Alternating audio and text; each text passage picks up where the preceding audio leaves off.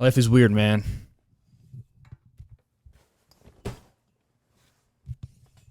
You know, life has a fucking way to play tricks on you. We have no control of it. And there's times like this where, God damn it, man, you are reminded that you have no control, really, of what you do. You know, I get on here sometimes and I tell you guys, like, you know, keep your head up, keep moving forward, keep pushing. You know, things are going to work out, but fuck, man. Sometimes shit just does not go your goddamn way. And that is how I'm feeling right now. You guys are watching this on Thursday. This is Monday. And if nothing changes, man, this is day 3 of no school, no work. They shut down our governor, Hogan of Maryland. I mean, I'm pretty sure he did the right thing. But he shut down the schools. He shut down all restaurants. He shut down the bars. That's not a big deal to me. He shut down libraries. You know, kind of a big deal, but at the same time, not really.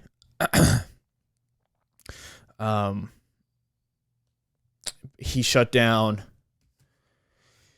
pretty much the entire state, you know, and now you can't have 50 plus people in a gathering, you know. But the one that really fucked me up is he shut down work, you know, and he shut down gyms, so that's my job.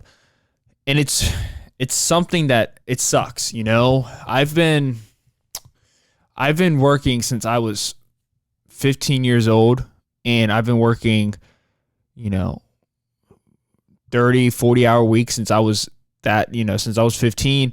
At 13, I started delivering newspapers, and for the first time in my life, I'm sitting here and I'm like, fuck, dude, I'm unemployed. I'm in school, but I'm not allowed to go to school, so everything's online. You know, and it's setting in. This panic is setting in. I'm not panicking, you know. I'm panicking in the sense that my life right now has completely been switched up on its fucking shell, and I just feel like an upside down turtle right now, and I'm struggling to get up. And the world right now is in a weird place. It's in a weird place right now. It shows the vulnerability of humans, you know. And I think for my last 2 podcasts, I might have been too critical. I still believe in a lot of things I said. I think this thing is not as serious as it's being made out to be. And I think that the way they're dealing with it is maybe a little bit over the top. But at the same exact time, though, there is no other way you could possibly deal with this. You know, there's no other way you can deal with the coronavirus like this. You can't go out there if you're a leader, if you're Governor Hogan, and you can't put out a false sense of security. You know, you got to be honest. You know, you have to be honest. This thing is spreading, and we don't know exactly what it's capable of. And I think the unknowing of everything right now is putting people in absolute panic. And it's felt, man. You know, it's felt. There's people getting it every day. People are dying. I don't know every day, but there are people dying. And it's gotten to the point now where it's finally hit home. Like, it's really hit home, you know? And it sucks because I can't work, you know? I can't work. I can't go to school, you know? And I'm 23 years old, and for me personally, I'm seeing just how fragile happiness and things going well is, and how unstable that shit is. You know, it's, you know, for people, like, I know for me, I'm so happy with what I have and what's going on in my life that things start going so damn well that I think I fail to realize just how fragile it is. I mean, I know how fragile it is because I'm always saying it, how lucky you have to be to just kind of be in a good place, because that's rare. Life is fucking tragedy. The way that we live is fucking tragic. We're not going to make it, right? We're all going to be dead. But it's moments like this that I really think are open us up to just what we have, and to be lucky with what we have. And I'm sad. Like, I don't want to cry. Maybe I do a little bit, but I do want to just want to punch a fucking wall. I'm angry. I'm angry because for the first time in my life, I felt like everything was just coming together, right? I felt like shit was hitting the fucking fan, or not hitting the fan anymore. And I felt like I had control of myself, and I felt like I had control of my life, and I felt like the path that I was going down was there. It was beautiful. And now I'm applying for Grubhub. Like, I'm not throwing shade at Grubhub at all and people who work for Grubhub, but the reason why I'm saying it like that is because that wasn't even on my radar, And once again, I'm bitching and I'm complaining here, but I know a lot of people are feeling the same way, and it fucking sucks ass, dude. Nothing about this is fun. Nothing about this shit is fun. It's just, from top to bottom, it's a pile of dog shit, And it's like, what do you do? I mean, what do you do? What do you do in times like this? And it seems so outrageous. I know it is a serious thing, but at the end of the day, does it really seem like it should be this much of a panic? It's almost gotten to the point now where coronavirus is a side effect of this panic, and it's like, everything's shutting down. Nobody can even give handshakes anymore. And I understand social distancing, and I know it's not for me. And I know I'm an asshole. I know it's not for me. I know it's for the people who are immune compromised. And I know it's for, older people. But also at the same time, it's very much, it seems like there could be a better way to go about this. I don't know it. I'm not a trained professional in this manner. I don't know how to maneuver in all this chaos, but I know it exists, and I know people are on edge all the time. I don't know, man. I kind of just got on this podcast today, and I was so excited to do this shit. I was ready to sit down and talk to you guys, and then boom, I get a text message from my dad. He's like, sorry about the gym closing. And I'm like, what are you talking about, the gym's closing? I had no idea the gym was even closing, man. I had no idea the gym was closing. I'm just pull up a few stories here. I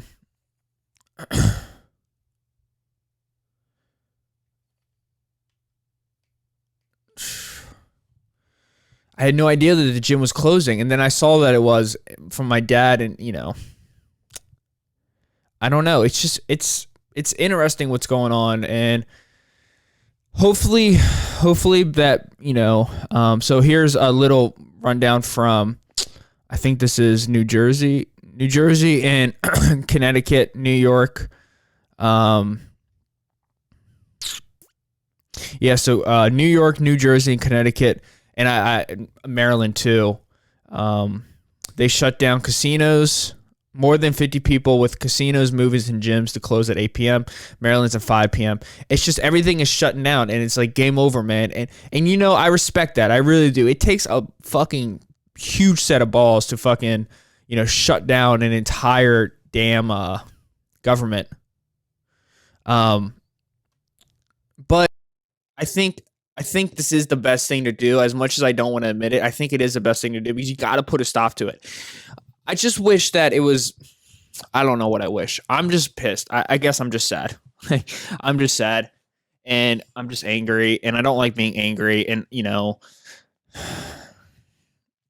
but I think these are the times that really make or break somebody, and these are the times where you figure out who the fuck you are, and what do you do in these situations? How are you going to make money? How am I going to make money? I got to make money, man. Man, I'm just...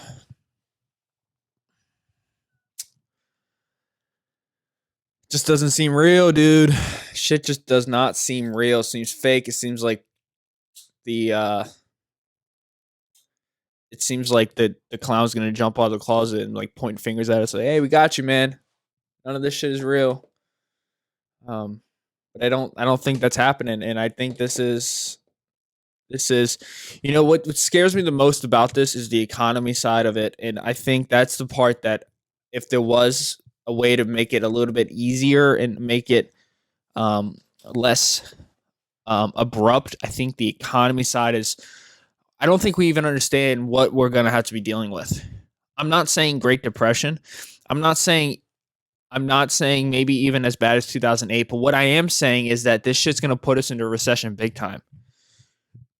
I know just for me, um, I don't know how long I'm going to be out of work for. I'm going to say at least 1 week, maybe 2 weeks, maybe 3 weeks. I'm not sure. That's 21 days without pay.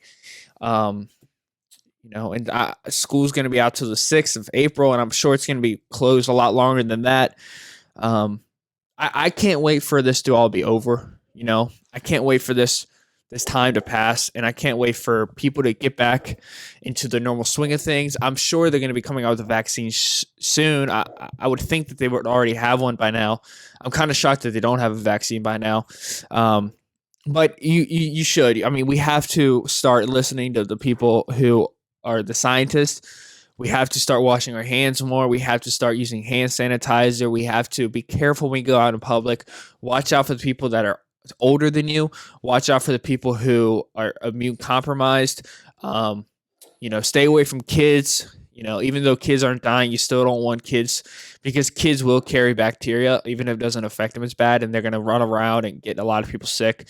But man, I think it's time to just wrap our heads around this and make a fire, hang out with the family, roast a marshmallow here and there, play a video game here and there, and just kind of like the old days, in the old days in the middle of March. And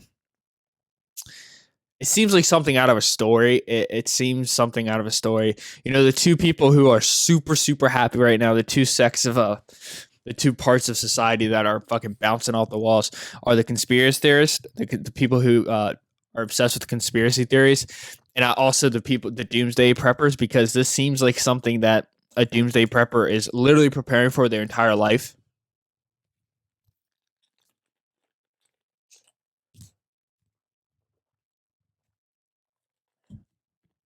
Which makes sense, because it has a recipe to do that. I was looking at some numbers with my buddy yesterday at work, because we were looking at the number of deaths so far from this thing, and we're looking at some numbers of predicted deaths, and I think, I mean, once again, who am I to really say anything? But I think the deaths that they're estimating for this thing are outrageous. I think it's like 200,000 to 1.4 million people. I don't know how that's going to happen. I mean, maybe if it lasts like 5 years, but I think it's about almost 6,000 right now, if not more than 6,000. And it's been like 3 months, and that wouldn't even get us to 24,000, but it could easily raise at an exponential rate because that's what it did in China, and then, but at the same time, we were like looking at just this, the coronavirus, and then we started looking at other shit like the Black Plague. And I'm so dumb. I was like, yeah, it's like killed like, I don't know, like a million people, like whatever. And he looks at me like, dude, you're a fucking idiot. It killed like 1/3 of Europe. And we look it up, and the Black Plague killed like 25 million people. Could you imagine? I was talking to my girlfriend about it, and she's like, no, well, like the main reason why so many people died is because they started to just figure out how to reduce disease by, because the way what a flu shot is, it's a dead flu, right? And they inject it in your body at a small rate, so your immune system can accept it and build up a defense mechanism against it. So when the real flu comes, your body has they're prepared to attack it, right? And so at this time, this is when they first started figuring out how to combat huge diseases. So somebody like a doctor used that technique, but what they did is they didn't use the they didn't use the just a little like a dead bacteria. What they did is they used an entire they put the entire disease into somebody's body, And since that happened, their entire body shut off. You know, um, they couldn't fight the bacteria.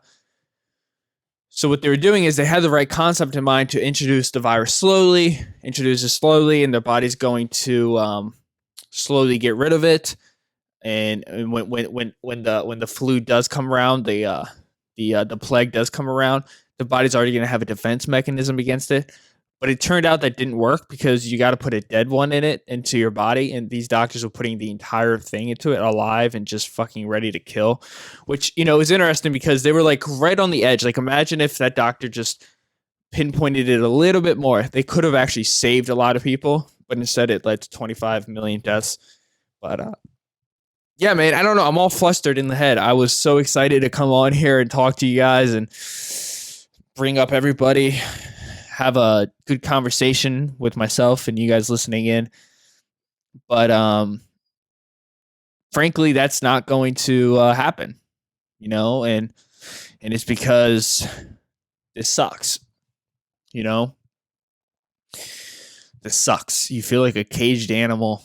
Like I'm almost afraid to go outside now. Not because of the corona, but because of I think they released like 1,000 National Guards, like 250 extra police officers. So now you can't even, like, it seems like it's against the law now to even go outside of your house. Feels like North Korea, man. um, yeah, man, it's real. It's real shit. We're all going through it, so I think that's good. I think it's we're all experiencing the same thing. The suckiness of this. We're all right there next to each other, pushing every day. My bank account's gonna dry up like the damn Sahara Desert. I'm gonna crush all these books. I'm gonna crush all these books. I'm gonna read all 7 extra books up there. I'm reading this the Dave St. Clair book, Lifespan. Dude, I this book right here is one of the ones that I'm gonna read and I'm going to talk about just as much as I talk about like Sapiens and Behave by Robert Sapolsky. I love saying that name. I think I just say the name just because I like saying it. Because this book is amazing. It's so good. It's so straight to the point. It makes this super complicated science like very much understood and easy to understand. He talks about expanding life, and it's such a novel concept. It's such a concept that none of us have really even been introduced to. You're taught that you're born and you die. And once you get to a certain age, the medical system just kind of gives up on you. Once you're like 60, 70 years old, your injuries start becoming a burden to them because they know that you can't recover as quickly. But he makes a case, and I'm only about 100 pages into it, but he makes a case for aging. Aging is a disease, and at first you're like, nah, man, that doesn't make sense. Like, how could aging possibly be a disease? And it is. It's just a disease that affects 100% of everybody. It's something that once you start doing it, your body will start falling apart. But he introduces like these tips to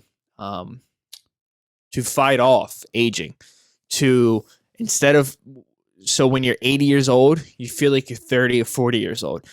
Not live forever, but live a higher quality of life for longer and most of the time. So like if you live to 80 years old, for the first 50 years, your quality of life is good. But for the last 30, your hip hurts, your joints hurt, and you're falling apart. You're developing Alzheimer's. And then the last 7 or last 5 to 10 years, you're dead. Like you're basically just a dead man walking. And what he does is says, well, let's live to 150. And for there's 145 years, 148, 49 years, you're living good. You're aging healthy, and it doesn't have to be a painful way out, right? You don't have to fall apart. If you get cancer, you should be able to fight it off. But, if you're getting cancer and you're 65 and you have a broken hip and you haven't been eating right and you haven't been taking these certain supplements, yeah, that cancer is going to beat your ass so much harder than if you are living a very high quality of life and taking care of your body, exercise regularly, and fasting more often than not. Then, yeah, you're going to live a lot longer. You're going to be able to fight off the cancer a lot easier. It's a very eye-opening book. It's one of those books that I think everybody needs to read because when you read it, It really calms. It really breaks everything down. It's very understandable. A lot like that Why We Sleep book by Matthew Walker. I mean, that book is incredible. I have so many people reading that book, and that's awesome to me. I love the fact that people are actually uh, taking the recommendations that I give and they're reading these books. I've been thinking about doing like a book club thing for the podcast. I think that would be really neat if I had if I took a book and I went through it and I read it to you guys, but not like page by page, but I kind of gave like an hour synopsis of what the book is, what I thought of the book, what chapters I think are better than others, a history of the author, their educational background, kind of do like a separate playlist for you guys and push it out there that way. I don't know. Like, I don't really know. I was thinking about doing that. I'm not too sure. I think you guys might think that's fucking lame. But then again, who knows? A few things I just want to kind of get out real quick before I shut down this podcast, and I should be able to post one next Tuesday. We'll see. I don't know. I may or may not be able to, but definitely by next Thursday. But since I'm not working anymore, going to school, I should be able to. Just going to push through that, I guess, and get through it. I hope you guys are enjoying your day. I hope you guys are happy. I hope everybody's doing okay. I hope everybody at the end of the day, we will get through this. We will push through this, and we are taking the right steps, and we will come out on top, and people will get back to their normal lives, and kids will start going back to school, and we will start playing sports again, and we will be able to go to the grocery stores and get toilet paper to wipe our dirty asses, and we will be able to restock on Perel, and we will be able to go to the gym, and we will be able to go out to restaurants. But this is something that we have to do right now. We have to kind of just bunker down, hunt down, and just push, and just take care of one another and practice social distancing and really just take care of ourselves. I think it's time to take this shit very, very serious, because the longer we prolong this, the longer we treat it a joke like I have, then the longer we're going to be struggling together. And I don't think that's what I know for 100% that's not what we want. I don't want to get text messages from my dad saying, "Hey, Mike, I think you got to look for a new job." None of us want that. But the reality is, this is what we're dealing with. And I think this is such a learning opportunity for all of us. I really do. This is such a learning opportunity for all of us. This shows the flaws in our supply and demand, or in our supply chain, as a country. This shows a flaw in the relationships that we have with people. For the last 2 weeks, well, actually, that's not true. Within the past week, I would say you've heard a lot less political things about the coronavirus, which is good, man. Like hopefully this makes people realize, when you look around, when you're in Manhattan, or if you're at the grocery store, everybody looks human. Everybody looks human, and all of us are trying, and all of us are trying to make it through the next day, and all of us are trying to get through college and trying to get a job, trying to get our kids to school, trying to have a family, trying to raise a family, trying to take care of ourselves, trying not to get sick, trying not to cry because we're going through hell, trying not to celebrate too much because because we're aware that it could fall apart again. All of us are just trying. This is a fucking beehive, and I think that is, we take that for granted. We forget about that. We forget about the reality of this life and how fragile this thing is, and how we're just a little glass ball sitting on the edge of a counter. And as long as that counter is nice and straight, we're okay. And if that counter falls apart a little bit, we get back to the edge. We don't fall off. But when there's a big earthquake or something just kind of ruffles our feathers, we fall apart. And I think that's what's happening right now. And I think that we can take a lesson from all this. We can take a lesson from all this. I could take a lesson from this. I could take a lesson from this. I could start applying my happiness not on the things that I achieve, not about going to school, not about work, but what are the people around me like? How are they doing? Are the people that I know like me? Do I like them? And I think it's so damn important right now to really understand just what makes us smile and just what makes us happy, because we're living in this fucking crazy time period. This is the craziest time period of my life. I'm 23 years old. This is shit I'm going to be telling my kids about, in 10 or 15 years.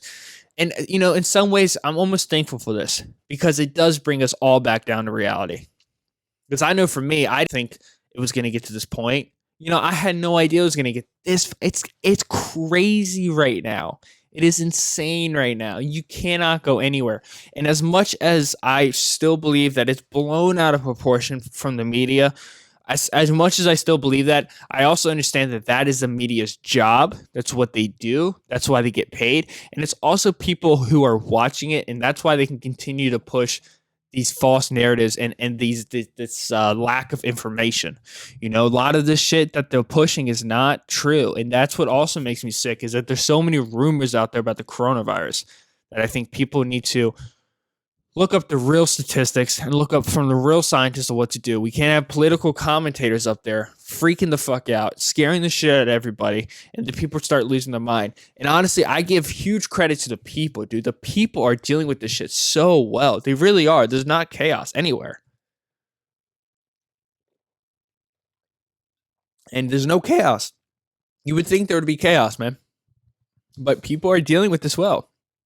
I think it shows a few things. It shows how vulnerable we are, but it also shows how, at the end of the day, all of us, what do humans want the most? We all want to be healthy. We all want to be living. We all want to live to see our family. We all want to be there for the people that we care about the most.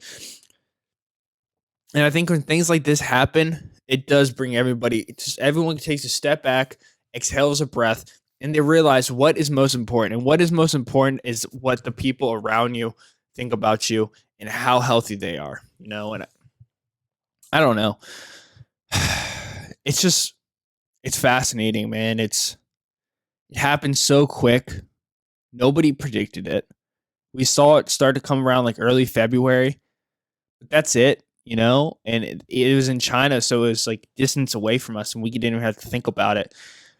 But now it's here. It's in our backyard and there's cases around me. And am I afraid of getting it? No, I'm really not. I'm not that afraid of getting it. But what I am afraid of, I think, more than anything else, is I'm afraid of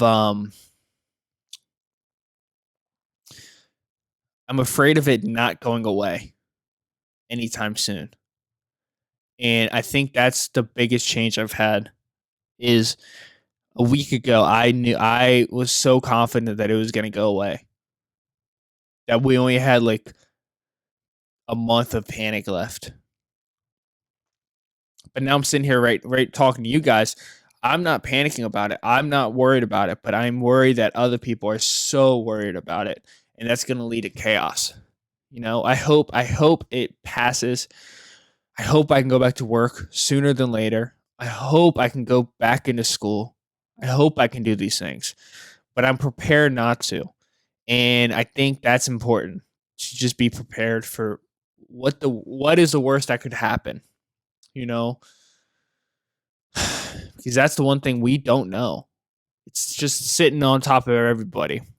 It's like you can't even, as normal as the day happens, it's not normal because at the end of the day we have this thing. We have coronavirus, you know? It's making all your interactions just a little bit more careful. Like when I sneeze now, I'm looking around. Like if I sneeze, I'm like, achoo. I'm looking around like who's around me? God damn it, look, chase me with hand sanitizer. Like people are chasing fucking washcloths now. People throwing soap at you. People are throwing fucking towels at you, man. People are throwing face mask at you, trying to fucking pin your mouth up with a face mask, with a paper towel. um, yeah, man. It's making interactions weirder. Like interactions with people are a little bit strange. Everyone's like, "Oh, what you got there, buddy? What's going on there, man? I see you touching your mouth. Why are you touching your mouth? Don't touch your mouth. What are you doing? You give me a handshake? Don't give me a handshake, bro. We touch elbows now." And I think like that was like a real thing, but now people don't even touch elbows. We just kind of talk to each other like this. Yeah, what's up, man? What's going on? Yeah, that's awesome, man. It's like conversating like that. Hey, what's up, dude? Don't want to be here, dude. I don't really want to be near you, but here you go. Talking to each other like that, man. Like we're not even talking to each other anymore, dude. We're gonna start like shooting like fucking Morse code up in the sky, like to have a conversation. We're gonna have to be just like have like the little Morse code shooting in the sky, like, oh, I'm hungry, and then Morse code's gonna shoot in the air, and then like the neighborhood collective person, like one person each week is gonna go get the neighborhood groceries for people. Um, It's wild. I was thinking, do you think there's anybody in the country who's not even aware of it? Like, I know, like, for like the crazy shit that happens in the world, I'm always like confident, like, Wyoming knows nothing about it. At least if they know about it, they don't like lose their fucking minds over it. I'm always like confident, like, that parts of Oklahoma, Missouri, Wyoming, uh, those states that are called flyover states, those are where the real hard workers live. But I was parts of Texas, Idaho, parts of Illinois. If those people even know about it, especially like Wyoming, like Montana, do you think they even are aware of it? I wonder if they are. I also wonder if people are going to get smarter. Do you think that this is going to lead to an increased knowledge of human beings? Because hopefully, while people are inside, they're going to be reading more books. I don't know. I don't know, man. I'm thinking about posting like coronavirus workouts, like just home workouts, because I think a lot of people, since they're closing down gyms, people are still gonna have to work out, and you can't really go outside. You're gonna have to do home workouts. I'm thinking about doing like a series of just like coronavirus home workout 1, 2, 3, 4. Just posting on my Instagram story. I don't know, man. It's a weird time we live in, and 2020 is gonna be remembered for a lot of things. A lot of rappers getting murdered, coronavirus, and Donald Trump and our new president. That's going to be coronavirus 2020, man. 20 corona. That's going to be it, man. Oh, man. Fucking wild, dude. I hope once the weather starts warming up, it will help, you know. I don't know if it will. I think I don't know. I don't know. I don't know if that's going to help it. I think it will. I hope it does. Um Taylor and I are training our dog not to jump on the couch. Dude, our dog is the most spoiled fucking dog in the world. And I blame it on me a lot. I really do. I love my dog, and I never really see her. I'm like the stepdad, you know. I only come in the picture when I like visit, but that's very rare. I only pop into the picture very rarely, a few times, and then when I am there, I just spoil the shit out of her. I gave her so many hugs, so many kisses. I feed her too much food. I let her jump around everywhere. But it's gotten to the point now where Taylor and I have to team up like dog parents, and we got to lay down the law. We're like not letting her jump wherever she wants. We're not letting her do whatever she wants all the time now. And it's really hard for me. And she's really good at it. And I'm a bad dog dad. And I want to be a good dog dad. I don't want to be a bad dog dad. But I got to realize being a bad dog dad doesn't mean you just let your dog do whatever it wants to do. Being a good dog dad requires you to lay down the law, have some discipline around the house, and you can't just be letting that fucking mutt run wild. You can't be doing that shit. Um, yeah, man. I'm gonna let you guys go. Um, I know it's a shorter podcast, just barely over 30 minutes long, but I don't have much else to say. Like I said, the whole announcement not going to work really threw me off. Um, but yeah, guys. I'm gonna see you guys in episode 73. Stay blessed. Thank you so much for listening. I'll probably have guests on because no one's gonna be out and about. But thank you guys so much for all the love you show me. Like, comment, subscribe, leave a rating. I'll catch you guys in episode 73. See ya.